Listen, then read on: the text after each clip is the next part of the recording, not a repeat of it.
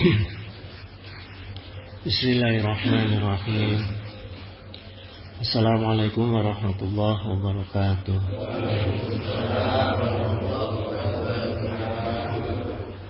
Alhamdulillah allazi akramana bil iman wa azana bil islam wa rafa'na bi ihsan. Wassalatu wassalamu ala nabiyina sayyidina Muhammad wa ala alihi wa sahbihi wa salim tasliman katsira. Raditu billahi rabba wa bi islami dina wa bi Muhammadin nabiyya wa rasul. Amma ba'd.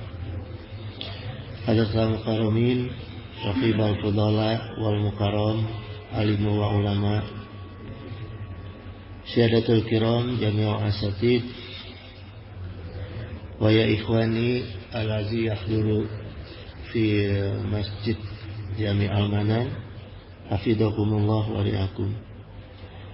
Rabbana zidna ilman warzuqna fahman waj'alna minas shalihin. Amin ya mujibus salihin. Ayuhal ikhwan al-kiram, pagi ini, subuh ini insyaallah kita akan kupas akidah ikhlas. Jadi pernah saya ngaji di Cipanas itu, ada orang yang tanya tentang mana ikhlas. Nah, ketika saya mutolaah tentang ikhlas dan membuat tulisan ini, ternyata ikhlas itu kaitannya erat dengan akidah. Ya, jadi tidak bisa main-main di perkara ikhlas. Bahkan ada seorang ulama, ya, tasawuf wal fuqaha, ini ulama tasawuf, ulama fikih, muhaddisun, ya, dan juga ahli hadis.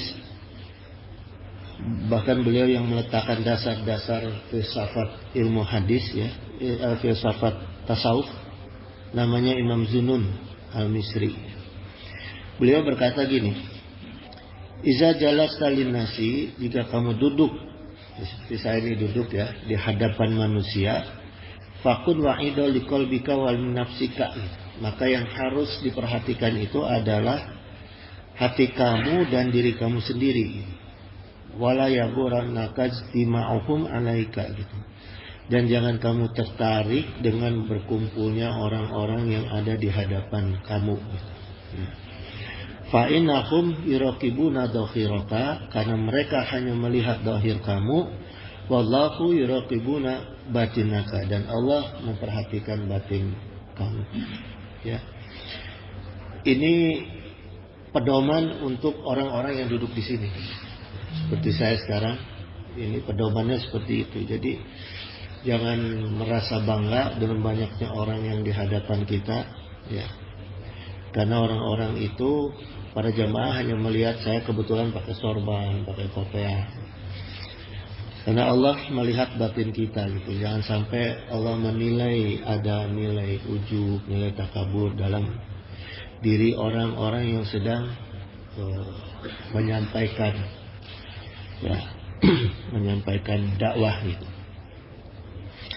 Kemudian gini jemaah sekalian, kita semua sudah paham, ya, bahwa Rasulullah SAW bersabda itu, ma yuridillahu bihi khairan yufaqihu fiddin. Jadi barang siapa yang Allah inginkan kebaikan bagi diri seseorang itu, Allah akan berikan dia pemahaman tentang agama, ya. Sekarang pertanyaannya, apa saja jalan untuk memahami ilmu agama? Wa qala Nabi sallallahu alaihi wasallam, man salaka tariqan yatlubu fihi ilman, barang siapa yang menempuh jalan menuntut ilmu, salakallahu bihi tariqan min turuqil jannah.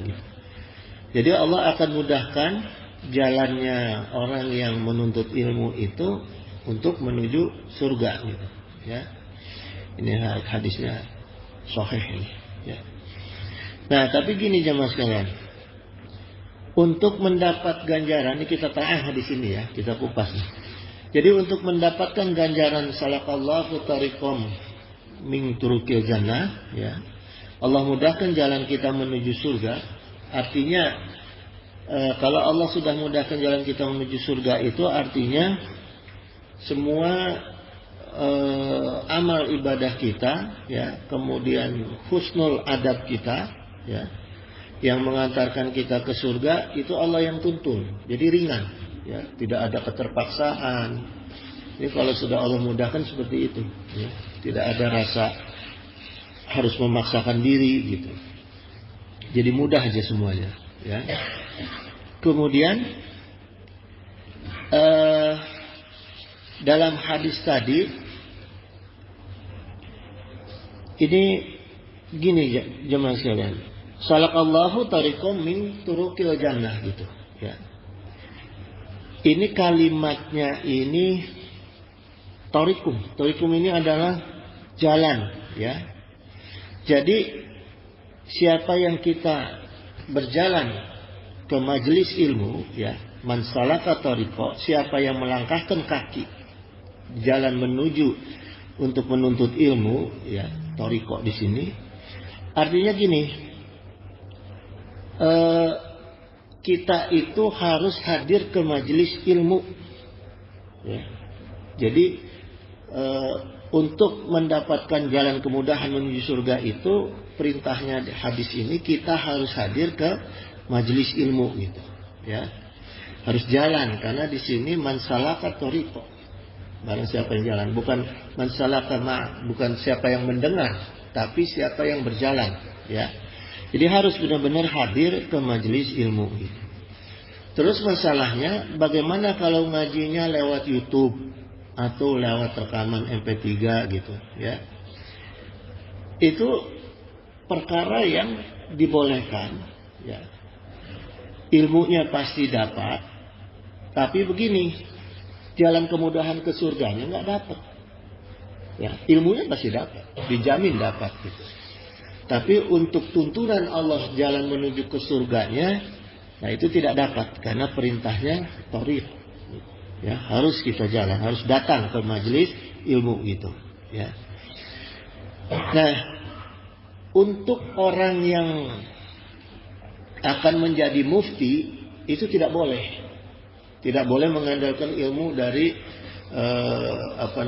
dari YouTube atau dari MP3 misalnya, itu nggak boleh, ya. Kalau untuk seorang mufti gitu. Jadi mufti ini orang yang memberi fatwa, ya. Kalau dulu Imam Syafi'i itu pernah jadi mufti di Mesir, ya. Nah itu tetap dia harus datang berguru ke seorang guru gitu, seorang ulama untuk mufti, karena harus ada yang mempertanggungjawabkan, sanadnya harus jelas, ya. Kemudian ulamanya itu gurunya harus mempertanggungjawabkan gitu, karena dia menentukan halal dan haram, ya, kalau mufti itu.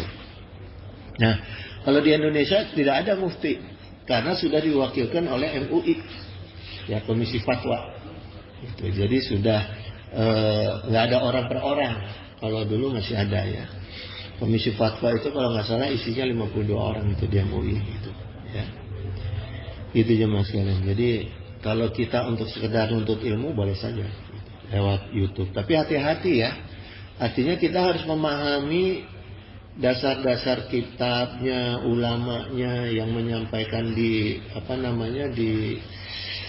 YouTube itu, karena banyak juga yang misalnya dari kelompok-kelompok Wahabi, kelompok Syiah gitu, yang kita nggak tahu, kita nggak ngerti gitu. Nanti itu panjang lah penjelasannya, ya. Kemudian jamaah sekalian, seorang alim Yahya bin Abi Katsir rahimahullah berkata gini, wala yastata'al ilma, dan tidak akan mendapatkan ilmu birohatil jasad, dengan tubuh yang banyak istirahat. Artinya gini, maknanya di sini ilmu itu tidak akan kita dapatkan kalau kitanya itu malas-malasan, ya. Birohatil jasad itu artinya orang yang banyak mengistirahatkan jasad. Rohat itu rehat, ya. Kita udah di bahasa Indonesia sudah ada rehat. Jadi kalau yang kita malas-malasan, pengennya banyak istirahat, ya, nuntut ilmu tapi banyak istirahat, nah itu tidak akan mendapatkan ilmu gitu, ya. Gitu jemaah sekalian. Nah makanya jalan datang hadir ke majelis ilmu itu insya Allah dibukakan pintu surga, dimudahkan oleh Allah. Karena apa? Karena penghalang pintu pertama untuk mendapatkan surga sudah terbuka. Karena orang yang datang ke majelis ilmu itu pasti ya istirahatnya kurang, ya. Kemudian gini, surga itu jemaah sekalian tidak hanya ada di akhirat. Jadi kalau kita mendengar kata surga, jangan berpikiran surga mah di akhirat nanti aja, enggak gitu. Ya, jadi surga itu ada di dunia.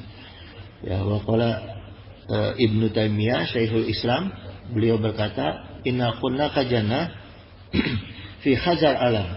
Jadi sungguh ada surga di alam dunia ini. Faman lam yadkhulul jannah fi hazal alam, siapa yang tidak masuk surga di alam ini, falan yadkhulul jannah fil akhirah, maka dia tidak akan mendapatkan surga di akhirat. Ya. Jadi jangan menyepelekan kata surga, karena surga itu berdampak dunia dan akhirat. Salah satunya adalah dengan ilmu tadi. Nah, semua ini jemaah sekalian, ya, jalan menuju surga itu kata kuncinya adalah innallaha la yaqbalu minal amal ila ma kana lahu khalisan. Ya, kita mulai masuk ke makna ikhlasnya, ya. Sungguh Allah tidak akan menerima amalan kecuali yang ikhlas untuk Allah. Jadi semua apapun jangan sampai kita terpaksa thalabul ilmi, datang ke majelis taklim, tapi tujuannya ada juga kan orang bahkan ke Mekah tujuannya dagang. Gitu. Jadi memang benar-benar harus ikhlas menuntut ilmu. Ini kata kunci kita untuk mendapat tuntunan ke surga dari Allah. Ya. Karena gini jemaah sekalian, ilmu akidah ibadah itu terkait erat dengan ikhlas, gitu, ya. Waqala Nabi SAW. Nah, tadi gini jemaah. Dalam hadis tadi Rasulullah SAW menyampaikan kalimatnya ila makana lahu kholison, kecuali yang ikhlas hanya karena Allah. Nah, sekarang gini kita kupas makna kata ikhlas, ya. Jadi secara bahasa ikhlas itu diambil dari kata dasar kholaso. Kholaso itu menjadi bening, jernih, ya. Kholaso itu. Pertama, yakhlusu, tidak bercampur sesuatu. Yang ketiga, khuluson, artinya bersih, ya. Jadi ikhlas itu asal kata dari bening, tidak bercampur sesuatu dan bersih, gitu. Itu makna ikhlas.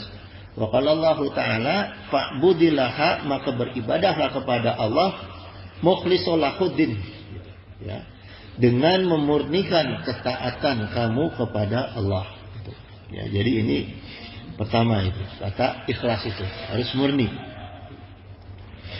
Dalam Az-Zumar Allah menggunakan kata mukhlisha, artinya memurnikan, ya. Nah, gini jemaah. Orang Arab dulu itu, kalau orang Arab lah, nggak dulu, nggak sekarang, ya. Kalau dia mengatakan emas murni itu zahaban kholis, itu artinya emas murni. Jadi kalau kita tanya haza zahaban kholis, apakah ini emas murni? Itu. Jadi emas murni itu zahaban kholis, ya. Kalau airnya bening, dia bilang kholasol ma'aminal qadar, ya. Airnya itu bersih dari kotoran, gitu, ya. Nah, orang yang memiliki sifat ikhlas itu disebut mukhlis, ya. Jadi artinya gini, hatinya itu selalu bersih dan suci itu dalam melakukan perbuatan, ya. Wa qala Allah Ta'ala qala fa bi izzatika la ughwiyannakum ajma'in, gitu, ya. Di sini iblis ini pernah mengancam, menyampaikan kepada Allah, dia mengancam untuk Bani Adam, ya, bahwa demi kekuasaan Engkau ya Allah, ya, aku akan menyesatkan semua Bani Adam, keturunan Adam, ya. Surat Shad ayat 82-83-nya, ila ibadaka min khumul mukhlasin. Mukhlas di sini bukan mukhlis tapi pakai mukhlas, ya. Ada beda jemaah, antara mukhlis dengan mukhlas.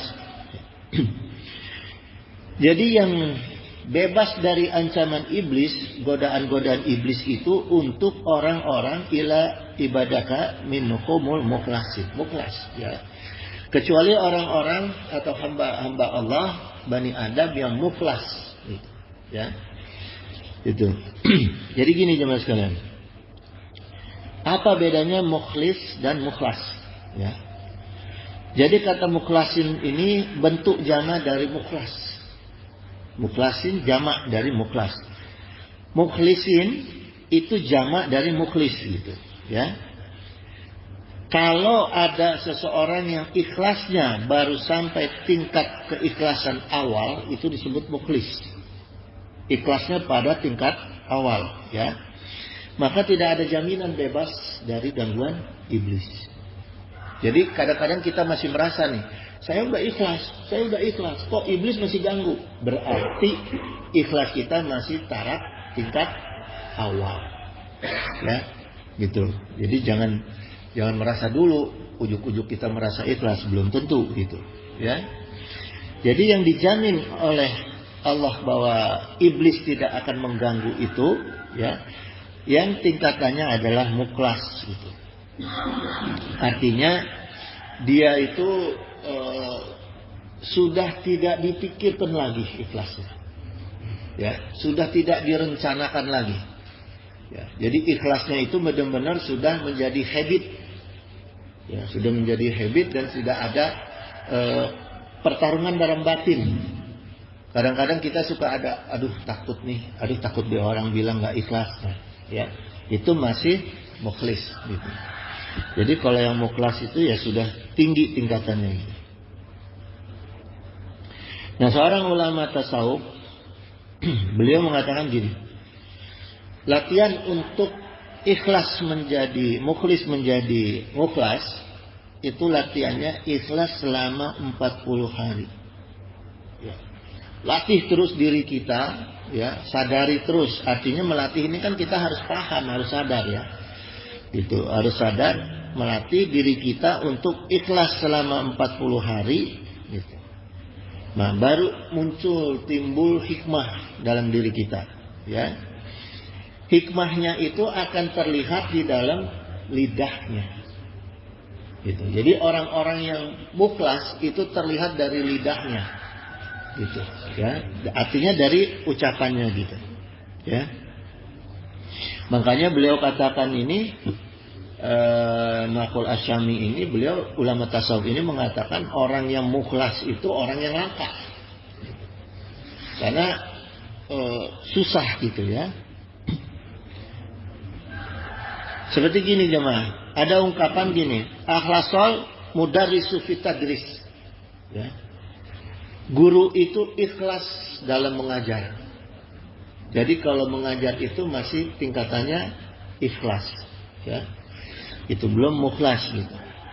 Karena gini, namanya jadi guru itu masih suka ada aja, gitu, ya. Ingin dipuji, ingin dibayar dan segala macam, ya, dikaitan-kaitan dengan dunia, gitu. Nah, sekarang gini jemaah, ini terkait juga dengan melatih keikhlasan, ya, meningkatkan menjadi mukhlas ini. Apa sebenarnya jalan untuk mendapatkan rizki dari mensyiarkan ilmu agama, ya? Karena kan tadi akhlasol mudarisu fit tadris, guru itu ikhlas dalam mengajar. Nah, supaya guru ini tingkatannya naik, ini yang dicontohkan oleh para ulama, ya. Tingkatannya naik dari ikhlas menjadi mukhlas, ya. Ini diajarkan oleh Imam Nawawi. Beliau mengatakan qala ashabuna, jadi berkata para sahabat kami, ulama dari kalangan Syafi'iyah, ya juzu bai'un katabal hadis, boleh kita menjual buku-buku hadis. Pertama tuh, ya. Jadi kalau kita mendapatkan uang, boleh kita menjual buku-buku hadis, ya. Yang kedua, wal faqhi walughati waladibi, gitu. Buku-buku fikih, buku bahasa atau buku sastra, buku bahasa Arab, ya, sastra Arab. Wasyirul mubahul muntafa'u bih gitu. Dan puisi yang isinya mubah atau isinya bermanfaat ya.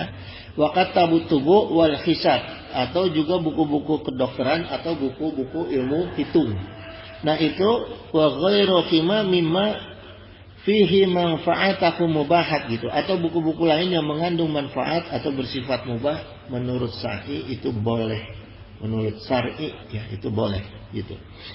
Jadi gini jemaah sekalian, ini yang dicontohkan oleh para ulama salaf ya, untuk membersihkan hatinya dari keikhlasan supaya beliau mengajar, beliau ceramah, beliau dakwah, beliau menjadi mubalik, tidak ada pikiran untuk dibayar, untuk dikenal ya. Beliau menulis beliau. Coba ulama-ulama dulu itu senang menulis. Menjadi kitab kemudian dijual. Dibeli oleh orang, dicetak kemudian dibeli, ada royaltinya. Itu sampai sekarang mengalir. Ya, sampai kepada keturunannya itu mengalir. Ya, seperti kitab-kitab banyak lah, Durratun Nasihin dan berbagai macam. Itu kan ulama-ulama sekarang itu, ulama-ulama dulu itu senang menulis. Jadi bukan cara pengen gampang. Ya. Pengen gampang dapat uang, yang penting modalnya ngomong, dapat uang, enggak gitu. Gitu. Jadi yang diajarkan itu adalah nulis gitu, ya. Misalnya gini, yang sederhana ya. Bahan-bahan pengajian kita nih di Almanan, kemudian kita bikin buku, kita tulis, dijual oleh pengurus Almanan, boleh itu gitu ya. Tapi kalau saya ngomong gini saya dibayar, nah itu jadi tanda tanya ikhlasnya itu ya. Nggak boleh, sebaiknya jangan, sebaiknya tidak boleh gitu ya. Karena gini jemaah sekalian, suara kita itu punya Allah, pahami pertama. Mulut kita punya Allah, ilmu kita punya Allah. Masa kita mau jual? Kan semuanya milik Allah. Apa hak kita untuk menjual milik Allah? Gimana cara izin kita menjual milik Allah? Kalau kita menulis, ada syariat kita, ada tenaga kita, ada usaha kita, boleh kita jual. Gitu. Ya, ini yang dicontohkan oleh para ulama gitu, oleh ulama dulu. Ya. Bahkan Kiai Haji Sahal Mahfuz ya, ulama ini, beliau berkata gini, alim majjanan kama ulim tamajjanan gitu, ya. Ajarkanlah ilmu secara gratis sebagaimana engkau mendapat didikan secara gratis. Ini dulu ya. Dulu itu orang di pesantren gratis, saya pesantren masih gratis. Cuma persoalannya sekarang itu pesantren mahal biayanya. Jadi paradigmanya berubah. Semua ilmu disamaratakan untuk bisa dijual karena modalnya besar. Itu persoalan thalabul ilmu sekarang gitu ya. Padahal yang diajarkan dulu itu oleh ulama, dari mulai Rasulullah sampai ulama itu nggak ada yang jual-jual ilmu ya, kecuali usahanya dia sendiri gitu ya. Jamaah azani Allah wa iyyakum ya. Sedangkan yang terkait dengan agamanya Allah ya, yang Allah mau itu hanya agama yang murni ya. Allah Subhanahu wa taala berfirman, ala lillahi dinul khalisu gitu ya. Hanya bagi Allah agama yang murni. Ini Az-Zumar ayat 3 ya. Agama apa yang dimaksud oleh Allah agama yang murni? Inna dina indallahil Islam. Wa qalallahu aidan wa may yabtaghi ghairal islami dinan. Barang siapa yang mencari agama selain agama Islam, falam yuqbala minhu, maka tidak akan pernah diterima oleh Allah. Gitu, ya. Fa huwa fil akhirati minal khasirina gitu, ya. Dan di akhirat dia termasuk orang-orang yang rugi. Jadi jangan pernah kita terpikir bahwa ada agama lain selain agama Islam gitu ya. Kemudian gini jamaah sekalian, apa buktinya ya? Apa buktinya kalau agama Islam itu benar-benar agama yang murni dan yang bersih gitu ya? Bismillah.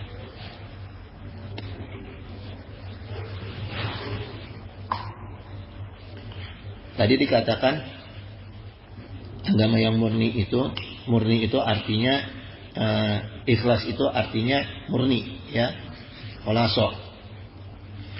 Jadi gini, bukti agama Islam sebagai agama yang murni, agama Islam itu tidak tercampur dengan pikiran atau perkataan manusia atau makhluk lainnya, bahkan jin dan malaikat, ya. Karena gini jemaah sekalian, Al-Quran, kitab suci agama Islam, tidak ada perkataan makhluk sekalipun dia berpangkat Rasul atau Nabi, ya. Perkataan Allah kalamullah Al-Quran, perkataan Nabi hadis, ya. Jadi terpisah. Kalau kitab lain kan ada tercampur. Kalau kitab yang sekarang, ya, agama-agama lain yang sekarang itu coba buka, isinya itu ada kalam-kalam manusia, perkataan manusia, Yohanes sekian misalnya, ya, gitu. Tapi kalau Islam, Al-Quran nggak ada. Adapun nama Muhammad, ya, itu hanya judul, bukan yang berkata Rasulullah, bukan yang berkata Muhammad, gitu. Tapi Allah yang memberi nama, gitu, ya. Jadi tidak ada campuran perkataan. Nah, perkataan Rasul aja itu bentuknya hadis di luar Quran, gitu, ya. Gitu jemaah sekalian. Kemudian gini, ada gini jemaah sekalian, ada orang-orang, ya, yang beragama Islam tapi dosanya itu susah sekali diampuni, ya, yaitu dosa syirik, ya. Ini kita harus pahami. Ini saya ingin membawa pemahaman kita makna ikhlas terkait dengan akidah, nih, ya, gitu. Contoh amalan syirik itu gini jemaah, orang yang menjalankan syirikat dengan selain Allah, ya, orang yang mendukung kegiatan yang tidak diridhai Allah termasuk syirik. Jadi ada perbuatan-perbuatan yang tidak diridhai Allah. Nah, ini agak bingung sekarang nih. Agak bingungnya gini, kita datang ke pengantin, ya, pernikahan, tahu-tahu ada organ tunggal, kan banyak, ya, sekarang. Udah gitu penyanyinya, ya Allah, ya, penyanyinya mengerikan nih, organ tunggal. Nah, itu kan perbuatan yang tidak diridhai Allah, tuh, ya. Bagaimana kita, sikap kita, gitu, ya. Kalau bisa, kalau itu bukan saudara atau sekedar kenal apa gimana, lebih baik jangan datang, ya, supaya kita tidak terkena perkara ini, gitu, ya. Karena bukan apa-apa, ya, mau nggak mau itu kita akan ada keganggu tuh, ya, akan keganggu itu, gitu jemaah. Tapi ini perlu ditanyakan lagi sama ulama, karena ada hukum yang mewajibkan kita datang kalau menerima undangan, gitu, ya. Kemudian jemaah sekalian, menyembah sesuatu selain Allah itu juga termasuk perkara syirik, ya.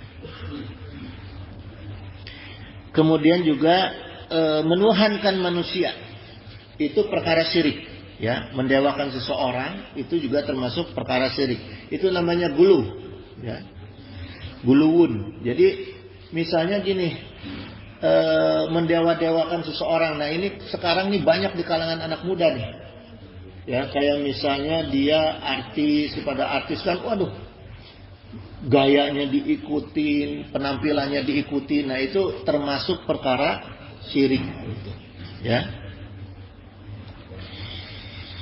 Itu. Sedangkan gini jemaah sekalian, ya, semua dosa yang dilakukan oleh hambanya yang tadi, itu yang saya sampaikan tadi, itu adalah dosa syirik. Dan dosa syirik itu dosa yang besar, yang sulit diampuni oleh Allah, gitu, ya. Innallaha la yaghfiru ayyushraka bihi, gitu. Sungguh Allah Subhanahu wa taala itu tidak akan mengampuni dosa orang-orang yang syirik, gitu, Ya. Jadi ini perkara yang harus hati-hati jemaah. Ya. Kita harus paham dulu nih. Harus paham dulu bahwa syirik itu adalah dosa yang sulit diampuni. Ya. Wa yaghfiru ma duna zalika liman yasha gitu. Dan Allah mengampuni segala dosa yang selain dari syirik gitu. Tapi pertanyaannya di sini liman yasha, ya, yang dikehendaki oleh Allah gitu. Wa may yusyrik billahi faqad iftara isman azima gitu. Siapa yang syirik kepada Allah maka sungguh dia telah berbuat dosa besar yang sulit diampuni gitu.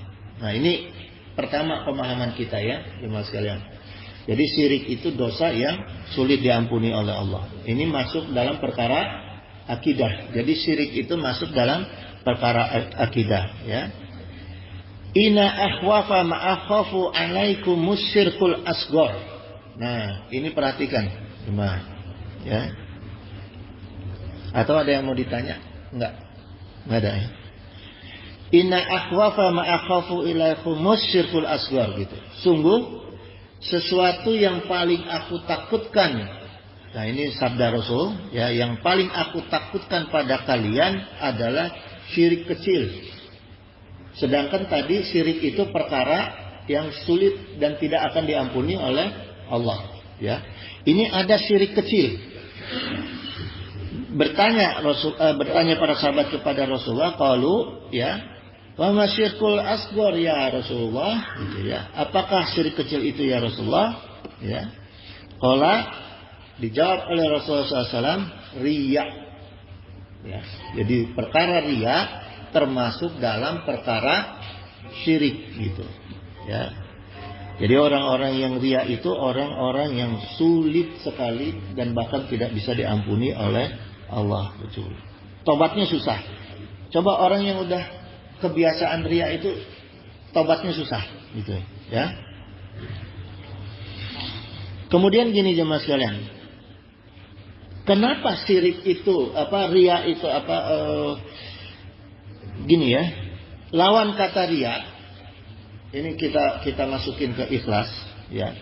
Lawan kata riya itu adalah ikhlas. Ya. Nah, di sini pemahamannya makanya ikhlas itu masuk dalam perkara akidah ya. Karena riya itu tadi perkara syirik ya. Sekarang gini, masuknya ikhlas ke dalam akidah ini oleh Allah itu diberi peringatan kepada kita itu dalam surat Al-Ikhlas. Ya, surat Al-Ikhlas gitu. Jadi Al-Ikhlas itu asal kata dari Al-Khulus, artinya murni dan bersih ya. Gini jemaah sekalian, kalau kita maknai surat Al-Ikhlas itu kandungan dalam surat Al-Ikhlas itu menyangkut dengan rukun tauhid. Ya, rukun tauhid. Ada isbat, ada nafi. Isbat itu mengukuhkan, ya, ada nafi menindakkan. Gitu. Misalnya gini, kalimat qul huwallahu ahad. Katakan Allah itu ahad. Ya. Allah itu ahad masuk dalam perkara isbat. Ya. Artinya kita menetapkan bahwa Allah itu tunggal. Ya, ahad gitu. Allahus samad, Allah itu tempat kita meminta, itu juga masuk dalam perkara rukun isbat.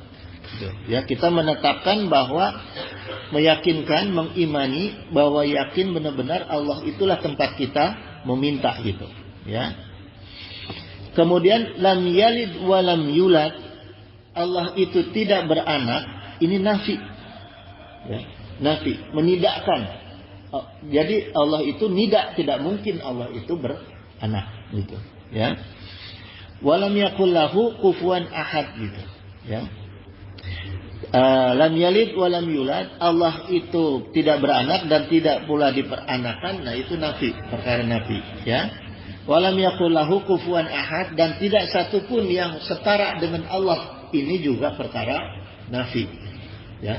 Memang Allah kita tolak tuh, kalau ada yang setara dengan Allah itu harus kita tolak. Nah jadi gini jemaah sekalian, dengan menelaah surat Al-Ikhlas ya, kita akan memahami bahwa orang-orang yang ikhlas tidak bisa terkena dengan dosa dan pada perkara syirik. Gitu ya. Jadi kita disinilah Allah menegaskan bahwa ikhlas itu berkaitan dengan akidah ya. Makanya Allah kasih nama suratnya Al-Ikhlas. Tidak ada hubungannya antara nama surat Al-Ikhlas dengan isi yang ada di dalam surat Al-Ikhlas. Surat Muhammad ada nama Muhammad di dalam. Ya. Surat Al-Ikhlas tidak ada itu hubungannya. Jadi maksud di sini Allah ingin menegaskan ikhlas itu kaitannya dengan ketauhidan kepada aku. Jangan sampai engkau tidak ikhlas karena tauhid dengan aku. Jadi pura-pura, akhirnya jadi munafik. Orang yang tidak ikhlas bertauhid kepada Allah akhirnya jadi munafik. Ya. Kemudian kata al-ikhlas ini, kata ikhlas, ya, dijadikan makna sebagai kalimat tauhid gitu. Ya. Orang-orang yang mengamalkan tauhid itu batal tauhidnya kalau dia tidak ikhlas gitu. Ya. Kemudian gini jamaah sekalian, ini berkaitan dengan ikhlas. Imam Nawawi menjelaskan al-ikhlasu bi an tahurat qawa suhud dakhirah wal batinah gitu. Ikhlas yaitu membersihkan indera kita dengan lahir dan batin.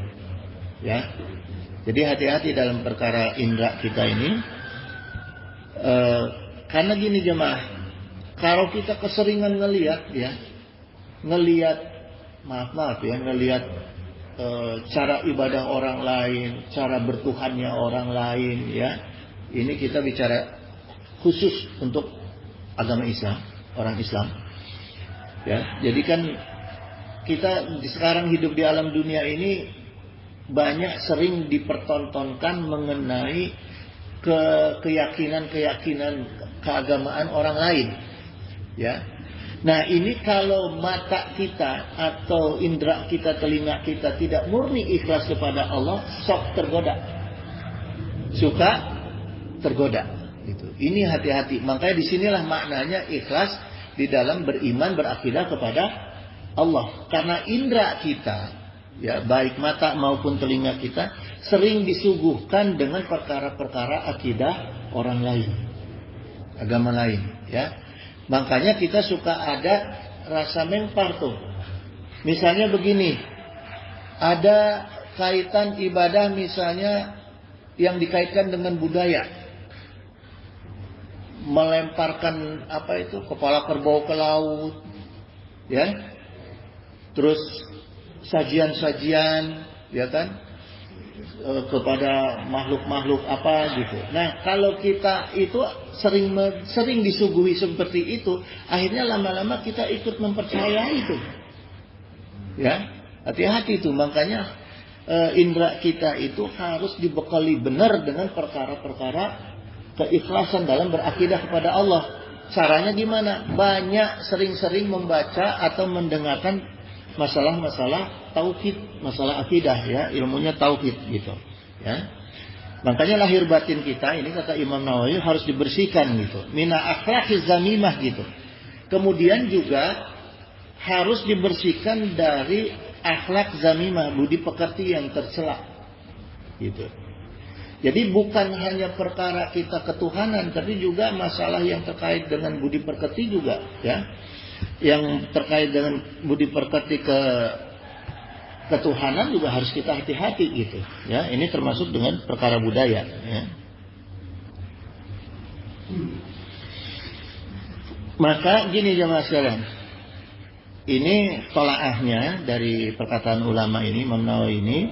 Saya mentolaah bahwa orang-orang yang ikhlas berakidah kepada Allah, maka indera dan jasad kita itu harus sering digunakan untuk perkara tauhid, fikih dan tasawuf, ya. Jangan lepas dari perkara-perkara itu. Kemudian jauhkan indera kita dan diri kita dari perkara-perkara yang dilarang oleh agama gitu, ya. Wa qala Allah Ta'ala, karena Allah berkata, berfirman Allah, wa kanallahu ala kulli syai'in raqiban. Allah itu selalu maha mengawasi segala sesuatu, ya. Jadi Allah sangat mengawasi apa yang kita lakukan gitu. Nah, caranya yaitu muraqabah ya, tadi gitu. Terus gini jemaah sekalian, ini paradigmanya ya, telahan saya, paradigmanya ikhlas itu terletak juga pada kata ilmu, ya, iman dan amal. Ini dari hadis pembukaan tadi, ya. Waqala Nabi SAW yang Rasulullah katakan, barang siapa yang Allah inginkan orang itu mayuridillahu bihi khaira yufaqihu fiddin, ya. Barang siapa yang Allah inginkan kebaikan, maka Allah akan berikan pemahaman. Nah, pemahaman itu adalah ilmu gitu, bagian dari ilmu, ya.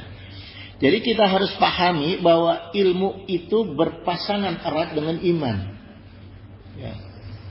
Jadi kalau ada kata ilmu di dalam Al-Quran harus melekat dengan kata iman, ya.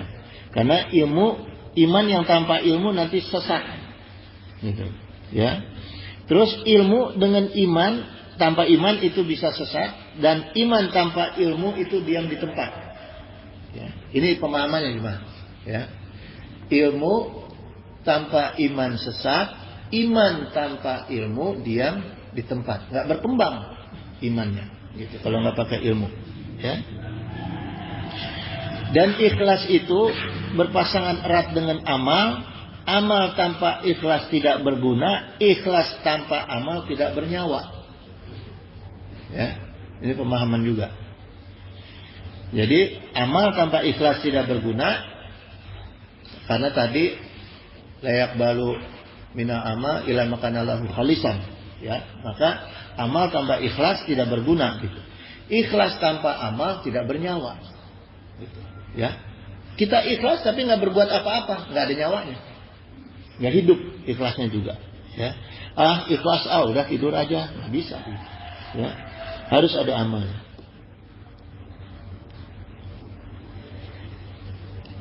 Kemudian gini jemaah sekalian, orang yang ikhlas itu kata Ibnu Qayyim, ya, yakni anakul abada an yusibu a'malu ala amalahu fi dunya, gitu. Jadi maksudnya Allah itu pasti memberi pahala, ya. Ini supaya dorongan motivasi kita untuk ikhlas, ya.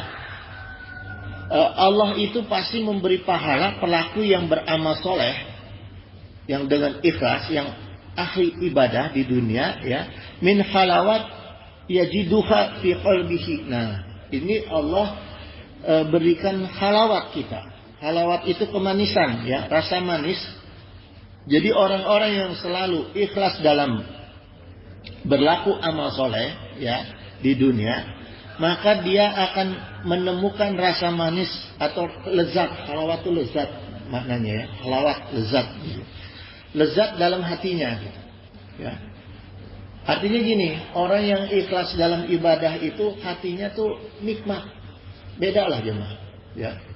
Coba aja kita sholat nih, lagi dalam keadaan tidak ikhlas. Contohnya misalnya lagi sholat di bandara, tahu-tahu pengumuman pesawat mau berangkat, itu kita pasti ikhlasnya hilang tuh. Ikhlasnya hilang karena pengen buru-buru, gitu. Nah, itu kenikmatan ibadah hilang. Tapi kalau kita lagi ikhlas, ya, lagi nikmat ibadah, itu bisa nangis sendiri tuh jemaah. Doa kita lagi ikhlas tuh nangis sendiri. Dan salah satu ciri doa kita akan diijabah sama Allah kalau kita sudah bisa merasakan nikmatnya doa, ikhlasnya doa. Itu insya Allah doa kita akan diijabah langsung di alam dunia. Kalau kita doa udah sambil sendiri, tapi ya sendiri, bukan di hadapan jamaah, belum tentu. Kalau di hadapan jamaah berdoa belum tentu, bisa juga acting.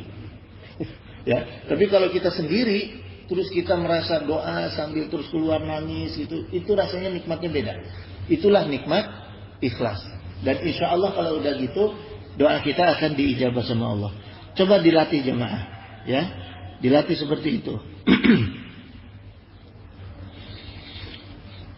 Dan keikhlasan dalam ibadah itu, ya, Allah akan berikan gini, wa quwatin insyirah wa quratu ainin, gitu, ya. Wa quwatin insyirah wa quratu ainin, gitu. Dan akan menjadikan kekuatan yang menerangi hati dan menjadi quratu ainin, itu menjadi penyejuk mata, gitu. Jadi kalau kita udah ikhlas, ibadah itu akan menerangkan hati kita, ya. Kemudian akan memberikan penyejuk pandangan kita. Otomatis mata kita itu akan godul basor tuh, ya, akan terhindar, akan menghindari perkara-perkara yang dilarang oleh Allah, ya. Fahayai su'lam yajidzalika fa'amalahu madkhulun, gitu. Maka jika dalam kehidupan berakidah dan ibadah kita itu tidak ikhlas, ya, itu pertanda bahwa amal kita itu telah terkontaminasi, ya. Jadi ini diterangkan seperti itu jemaah. Orang-orang yang ibadahnya tidak ikhlas, ya, dalam berakidahnya tidak ikhlas, maka dia itu amal ibadahnya sudah terkotori, sudah terkontaminasi, gitu, ya. Madkhulun artinya udah rusak, udah terkontaminasi, ya, gitu. Maka begini, perasaan kita ikhlas itu, ya, tandanya itu jiwa kita senang dalam melaksanakan ibadah, tubuhnya tenang, langkahnya ringan. Itu ciri orang yang ikhlas dalam ibadah, ya. Jadi saya pahami dari beberapa dalil ini, orang yang ikhlas dalam berakidah kepada Allah, maka ibadahnya itu jiwanya senang, ya, tubuhnya tenang, langkahnya ringan, ya, gitu. Terutama juga termasuk datang ke majelis ilmu, gitu, ya. Kemudian jamaah sekalian, gini, jadi logikanya gini, ya, ini sebagai penutup. Bisa tutup dulu di sini, nanti minggu depan kita kupas lagi. Ini karena ikhlas gini juga, gini jemaah, terkait dengan adab, ya. Nanti kita kupas juga mengenai adab, itu karena terkait dengan ikhlas juga, gitu. Dan adab ini terkait juga dengan akidah, ya, gitu. Jadi logikanya gini, sebagai penutup, ya, kalaupun ada hadiah dari Allah yang sifatnya material, paling-paling hanya ini yang harus kita pahami, ya. Allah kasih hadiah sama kita, bentuknya kekayaan seberapapun material, ya. Ini supaya kita ikhlas dalam ibadah, supaya kita ikhlas dalam ibadah dan tidak terlalu hubud dunia, tidak cinta sama dunia, ya. Artinya gini, Allah berikan hadiah pada kita, ya, seikhlas ibadah apapun kita, kemudian Allah misalnya beri hadiah sama kita, ya. Seberapapun banyak materi dunia pada kita, ujung-ujungnya adalah bukan milik kita, tapi milik ahli waris, ya. Itu pemahaman. Wallahu waliyyu taufiq wasadat, innahu sami'un qaribun mujibud da'wah wa yaqdi hajah. Subhanaka Allahumma wa bihamdika asyhadu an la ilaha illa anta astaghfiruka wa atubu ilaik. Wallahul muwaffiq ila aqwamit thariq. Wassalamualaikum warahmatullahi wabarakatuh.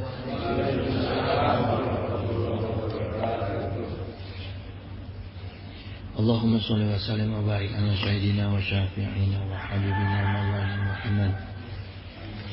Wa sallim wa radhiyallahu ta'ala an sadatina ashabi sayyidina Rasulillah ajma'in. Amin ya Allah ya mujibus salim. Allahumma inna nas'aluka minan ni'matika mamaha wa mina ismati lawamaha wa mina rahmati sumulaha wa mina afiyati husulaha wa mina aishi al-wadah wa mina umuri asyanda ومن الإسلام أتامه ومن الإنعام أعانه ومن الفضل عذابه ومن اللطف أنفعه اللهم كن لنا ولا تكن علينا اللهم اختم بسعادة آجالنا وحقق بزيادة آمالنا وكن بالعافية غدونا وأصلنا واجعل إلى رحمتك مشورنا ومعلنا وسب سجل أفك على ذنوبنا ومن علينا بإصلاح عيوبنا واجعل التقوى زودنا وفي دينك اجتهادنا وعليك توكلنا واعتمادنا وثبت على نهج الاستقامة وأعذنا في الدنيا من موجبات ندامة يوم القيامة واخفف عنا ثقل الأوزار وارزقنا عيشك أبرار واكفنا واصرف عنا شر الأشرار واعتق رقابنا ورقاب آبائنا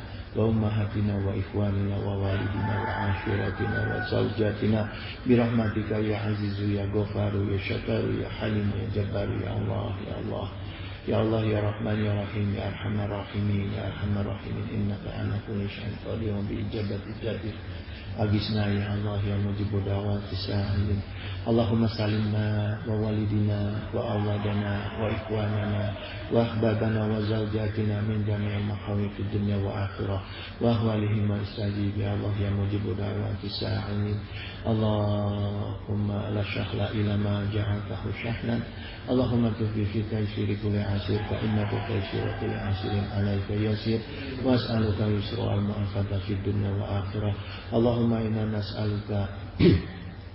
اللهم إنا نسألك سلامة في الدين وعافية في الجسد وزيادة في العلم وبركة في الرزق وتوبة قبل الموت ورحمة عند الموت ومغفرة بعد الموت اللهم حاول علينا في شكرات الموت ونجاة من النار وعافية عند الحساب ربنا هب لنا من أزواجنا وذرياتنا قرة أعين واجعلنا للمتقين إماما ربنا أفرغ علينا صبرا وثبت أقدامنا وانصرنا على القوم الكافرين ربنا لا تزغ قلوبنا بعد إذ هديتنا وهب لنا من لدنك رحمة إنك أنت الوهاب ربنا آتنا في الدنيا حسنة وفي الآخرة حسنة وقنا عذاب النار سبحان ربك رب العزة عما يصفون وسلام على المرسلين والحمد لله رب العالمين. الفاتحة. بسم الله.